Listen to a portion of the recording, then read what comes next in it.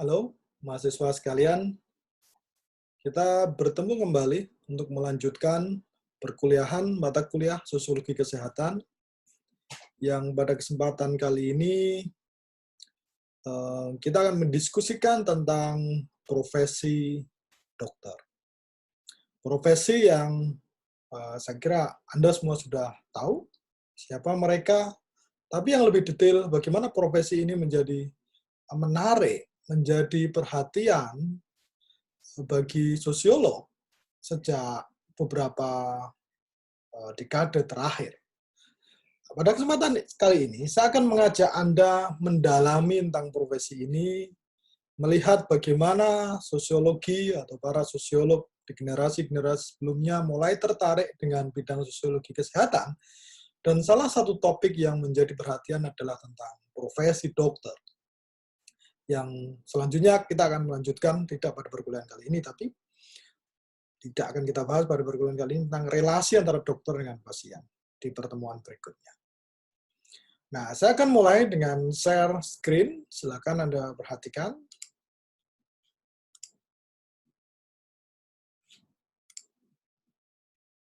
Nah, sini profesi ini. Nah, saya akan mulai dengan beberapa materi yang akan kita bahas pada kesempatan kali ini. Pertama, kita ngawali dengan melihat beberapa karya yang sangat penting, karya-karya ilmuwan sosial, sosiolog, dan filosof terkait dengan profesi dokter yang berpengaruh atau sangat penting dalam membangun tradisi akademik kajian tentang dokter secara sosiologis pada era sekarang. Kemudian saya akan mengajak Anda untuk berdalam tentang profesi ini dengan mengulas tentang apa yang disebut sebagai Sumpah Hippocrates, sebuah panduan etik yang menjadi rujukan profesi ini.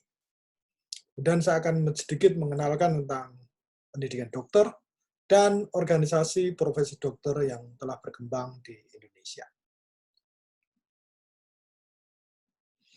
Oke, saya akan mulai dengan sebuah buku dari yang sangat terkenal, yang pionir dalam kajian tentang profesi dokter dalam bidang sosiologi.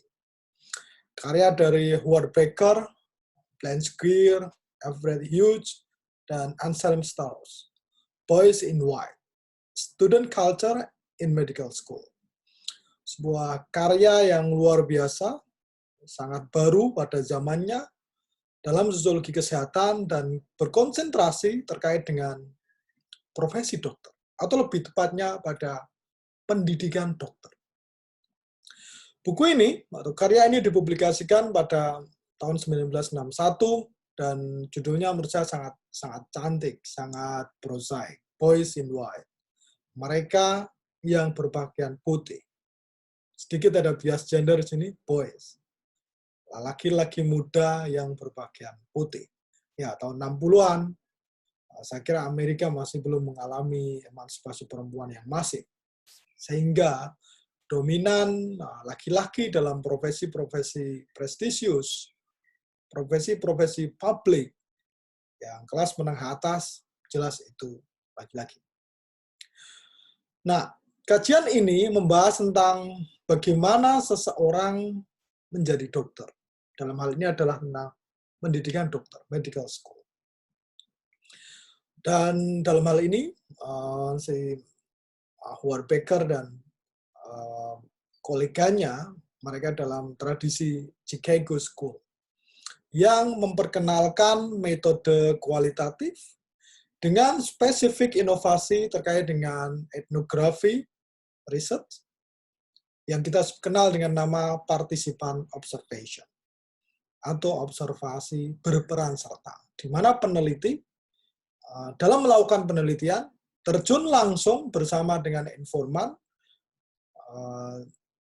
mengikuti apa yang mereka lakukan, seolah-olah menjadi peserta, sambil mencoba memahami apa yang mereka alami, apa yang mereka rasakan.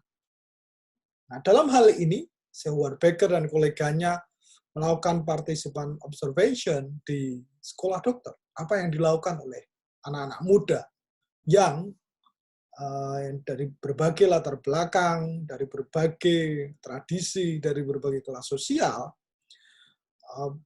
belajar, berlatih, selama bertahun-tahun hingga akhirnya menjadi dokter. Nah, saya nggak ingin berbelit-belit. Di sana Howard Baker meng-highlight, menegaskan adanya semacam kebersamaan profesi yang sangat kuat. Ada pola, sikap bagaimana menjadi dokter itu yang khas, yang terbangun. Bagaimana mereka yang belajar dalam profesi pendidikan dokter mulai belajar hubungan dengan profesi lain di dunia medis, di klinik, di rumah sakit. Yang dalam hal ini ada dua catatan penting dalam Howard Baker kajiannya adalah pelatihan ini sangat berat. Pelatihan menjadi dokter itu bukan pelatihan yang ringan, dia sangat menuntut dan mengapa profesi ini sangat prestisius. Dan yang menarik, mereka ini menjadi semacam kelas sosial baru dalam masyarakat dengan sebuah tradisi yang unik. Dan Anda bisa lihat bagaimana dokter berperilaku, Anda bisa perhatikan bagaimana mereka berbicara, bagaimana punya ego, bagaimana mereka atau yang paling sederhana yang selalu kita rasakan ketika dokter selalu punya cara menulis yang unik. Karena setiap kali kita tahu tulisan dokter, itu tulisan yang ada di resep. Dan rata-rata orang awam ketika membaca resep dokter, dia tidak paham ini apa, tulisannya tidak bisa dibaca dan tidak paham. Nah, apakah memang betul begitu? Nah, di sini Boyce and White melihat bagaimana cara dokter berperilaku, termasuk bagaimana dia menulis, bagaimana dia menempatkan dirinya, dan sebagainya. Yang unik dibandingkan profesi-profesi yang lain. Kemudian karya yang kedua dari filosof Perancis, yang saya kira Anda sudah sangat familiar, Michel Foucault. Karya dia The Birth of Clinic, kelahiran klinik. Kajian dia tidak merupakan kajian empiris, tapi merupakan telaah kritis tentang perkembangan medis, dunia medis, praktik kedokteran dalam masyarakat modern yang mau tidak mau merubah atau berpengaruh terhadap beberapa hal ketika kita melihat. Foucault mencatat tentang kelahiran klinik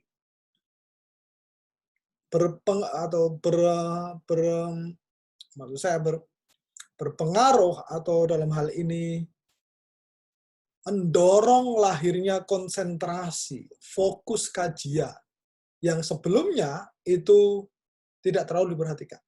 Tubuh manusia. Dalam konteks ini, medis melakukan dehumanisasi menurut Foucault. Yang ketika mereka mengembangkan keilmuannya, ketika dokter dilatih, para mahasiswa kedokteran dilatih menjadi dokter, mereka mulai belajar untuk memisahkan, melakukan pemisahan perhatian antara apa yang disebut sebagai tubuh, yang itu hanya fisik, dan sosial, individunya, identitas pasien. Dengan kata lain, dalam kelahiran klinik ini, The Birth of Clinic dari Michel Foucault, dokter atau profesi dokter, dia ketika dia melihat individu, dia tidak peduli dengan siapa itu secara sosial, latar belakang sosialnya, kelas, dan sebagainya. Tapi dia hanya peduli pada bagaimana kondisi tubuh orang ini. Sehat, bermasalah, normal, ada sedikit kelainan, ada yang tidak bekerja dengan baik, atau full, lengkap. Atau konsentrasinya pada ada sesuatu yang membuat tubuh ini tidak menjadi seperti biasanya. Penyakit. Dia tidak lagi peduli dengan dia, individunya adalah seorang manusia. Seorang yang punya posisi sosial. Dia hanya mengatakan bahwa ini tubuhnya bagaimana. Nah, The Birth of Clinic ini melahirkan apa yang kemudian kita kenal dalam kajian-kajian awal, yang disebut medikalisasi. Di mana dalam masyarakat modern kita sangat peduli, sangat fokus pada tubuh, pada kondisi sehat dan tidaknya seorang itu pada tubuhnya. Apakah dia sehat, apakah dia tidak kegemukan, apakah dia tidak punya penyakit tertentu, dan sebagainya. Ini yang disebut modernisasi. Jadi, the birth of clinic tidak bicara tentang medis per se saja, tapi pada bagaimana dia mempengaruhi masyarakat modern yang menjadi sangat diatur oleh terma-terma medis untuk menjadi seorang yang full, diterima, dan menjadi orang yang punya hak penuh dalam masyarakat, mau tidak mau dia harus sehat secara fisik. Tubuhnya dahulu, bukan membicarakan hal yang lain. Aspek-aspek sosialnya, status, maupun agamanya, dan sebagainya. Dua karya ini, Howard Becker dengan Boyce and White, dan kemudian dari Michel Foucault, The Birth of Clinic, dua karya yang mempengaruhi bagaimana kita melihat profesi dokter ini lebih jauh. Training dia, gaya dia, sikap dia, perilaku, cara berpikir, hingga kemudian bagaimana masyarakat melihat dokter dalam konteks medikalisasi. Menempatkan apa yang diomongkan dokter menjadi lebih dari segalanya. Ketika masyarakat modern sudah sangat termedikalisasi dengan sempurna. Topik ini menjadi dasar untuk kita melihat. Sekarang kita akan coba setback sedikit. Apa sebenarnya profesi ini? Dalam era sebelumnya, saya akan ngambil tentang Sumpah Hippocrates. Sumpah Hippocrates ini sudah sangat klasik. Dia ada di abad 3-5 sebelum Masehi.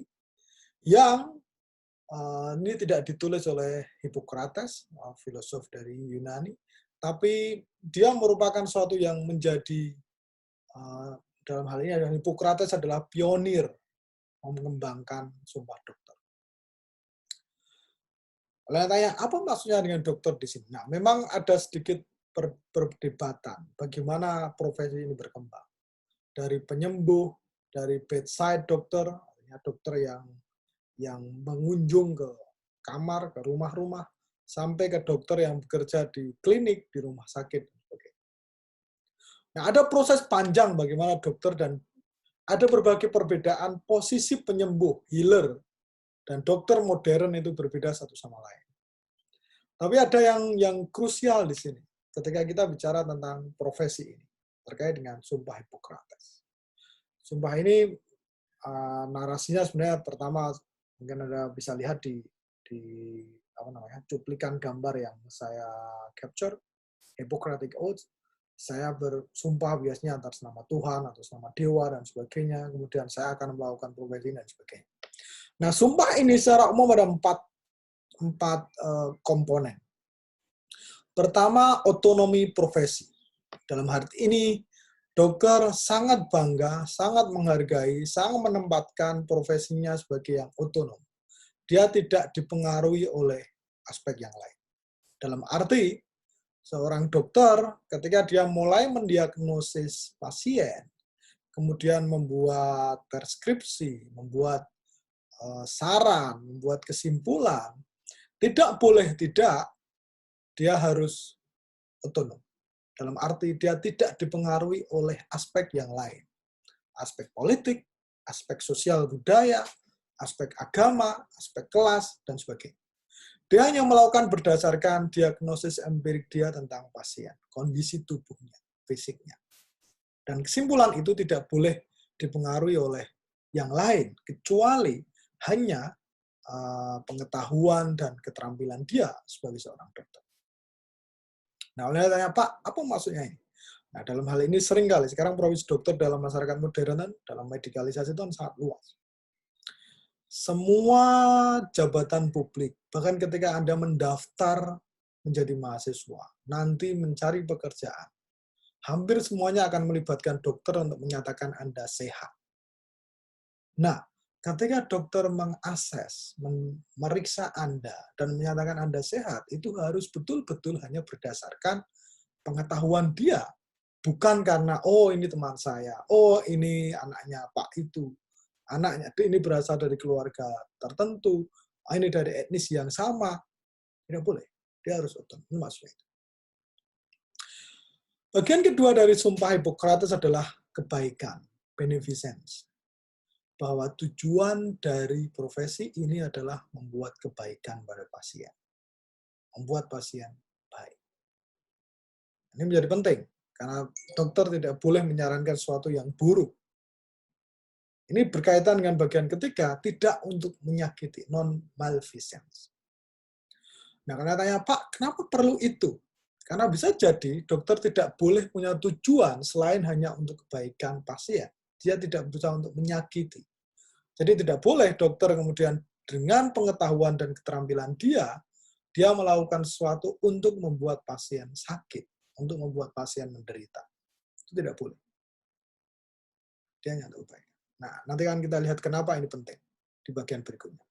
Dan terakhir adalah hak asasi manusia. Dokter harus memahami tentang hak-hak asasi manusia, bahwa manusia ini yang menjadi penting. Dan dalam hal ini bukan hanya terkait dengan tubuh, tapi aspek-aspek yang lain. Di era modern,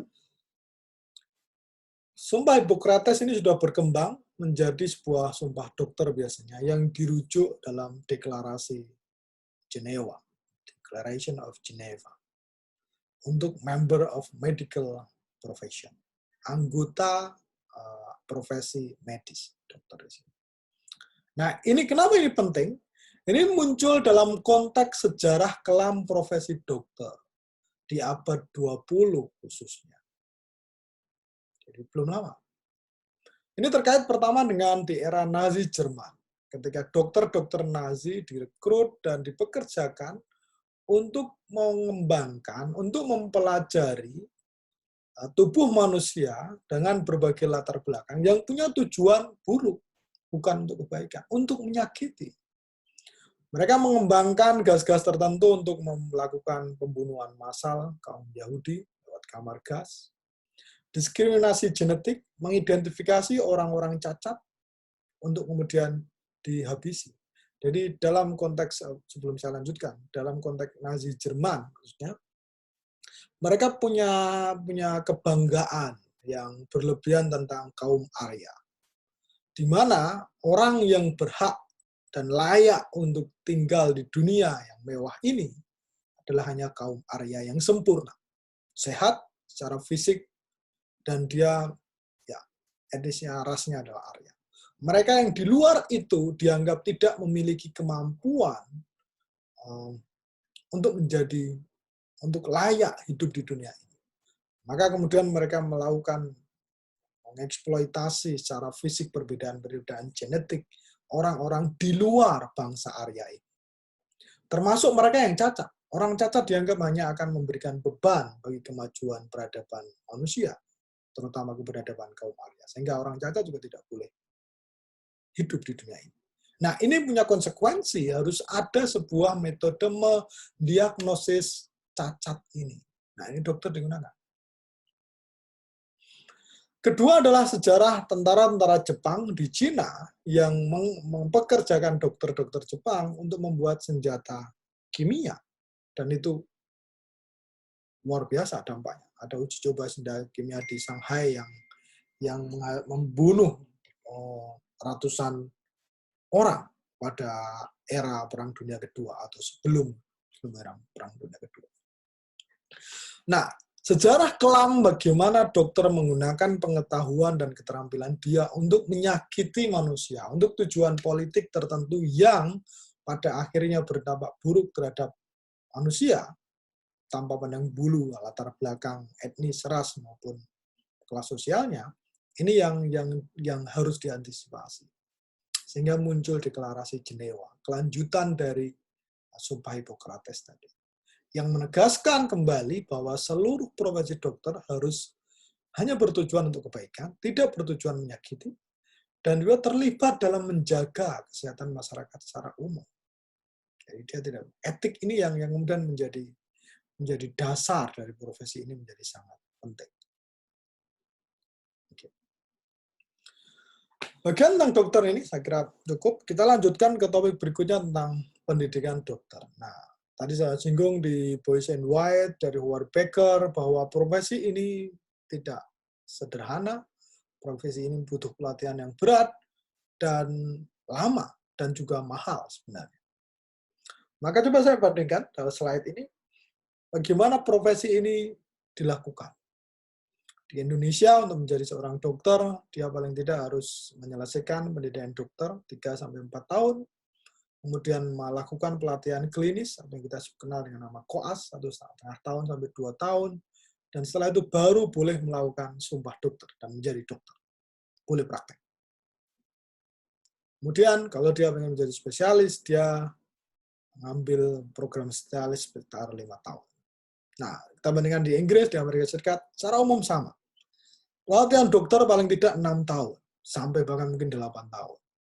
Dan untuk menjadi seorang spesialis di bidangnya, dia butuh sampai plus 5 tahun, 8 tahun. Nah, maksud saya apa? Ini yang kemudian sangat membedakan dengan profesi-profesi yang lain. Kombinasi antara kuliah, course, belajar kuliah menurut saya, dan praktik yang sangat ketat dan sangat dalam ini yang menjadi sangat krusial. Di Indonesia sendiri sekarang, setiap prodi pendidikan dokter dia harus diakreditasi oleh LAM PTKes, LAM Kesehatan. Jadi semua lembaga-lembaga kesehatan atau program-program kesehatan di program pendidikan kesehatan, dia punya akreditasi sendiri yang punya standar-standar sendiri yang sangat ketat dan tidak bisa kemudian dilakukan seenaknya saja. Kalau Anda tidak lulus, ya tidak lulus. Kekuatan dalam pendidikan dokter ini tidak lepas dengan lembaga profesi atau organisasi profesi. Di Indonesia, kita kenal ada namanya IDI, yang secara resmi berdiri tahun 1950, tapi sebenarnya sudah ada sejak lama, karena pendidikan dokter termasuk pendidikan tinggi yang paling awal dikenalkan oleh pemerintah kolonial Belanda. Di tahun 1911 sudah ada organisasi di Indonesia untuk profesi ini. Ini organisasi yang paling disiplin, paling rapi, dengan sangat mapan secara finansial. Anda bisa cek di websitenya. Yang punya otoritas sangat luar biasa. Jadi, tunggal, otoritatif, mapan, dan sangat rapi. Punya otoritas menentukan pendidikan dokter, bagaimana itu diselenggarakan, standar profesi dokter yang sangat tegas, program-program pengembangan profesi yang mapan, tim advokasi hukum, karena ada banyak kasus malpraktek dan sebagainya, dan sebagainya. Jadi secara umum, ini yang kalau kita bandingkan dengan profesi yang lain, untuk guru, Anda di program pendidikan guru, kita nggak ada belum bisa dikatakan bisa diperbandingkan. PGRI tidak punya otoritas sampai menentukan bagaimana model pendidikan guru, kurikulumnya, standarnya, dan sebagainya. Masih negosiabel antara kampus, pemerintah, dan pihak-pihak yang lain untuk menjadi lebih itu. Tapi untuk profesi dokter, IDI menjadi sangat-sangat dominan dan sangat otoritatif. Di samping IDI, ada organisasi-organisasi di dalamnya yang lebih kecil, yang juga banyak. Ada Ikatan Dokter Anak Indonesia, Perkumpulan Obstetri dan Ginekologi, ini dokter penyakit dalam, dokter paru, spesialis mata, dokter gigi, dan sebagainya. Dan banyak profesi yang lain, maksudnya profesi dokter-dokter spesialis yang lain yang ada organisasi. Dan mereka rata-rata sangat mapan. Nah, dalam konteks Indonesia, dengan sebuah tradisi panjang tentang profesi ini, kemudian kekuatan organisasi profesi, dan bagaimana program-programnya masih sangat sedikit, sangat diatur oleh lembaga akreditasi yang sangat mapan sekali, maka profesi ini menjaga untuk menjadi tetap eksklusif dan secara standar masih tetap dipertahankan. Ini yang sangat membedakan dengan profesi-profesi yang lain kalau kita mau di dalam. Nah, saya kira itu untuk kuliah hari ini untuk memperkenalkan tentang profesi dokter, dan kita akan lanjutkan pada kesempatan yang lain. Oke. Kalau Anda ada pertanyaan, silahkan kirim ke kanal Be Smart Dan saya akan mengupdate beberapa materi tambahan di sana untuk bisa Anda ikuti. Saya kira gitu untuk kesempatan kali ini. Terima kasih.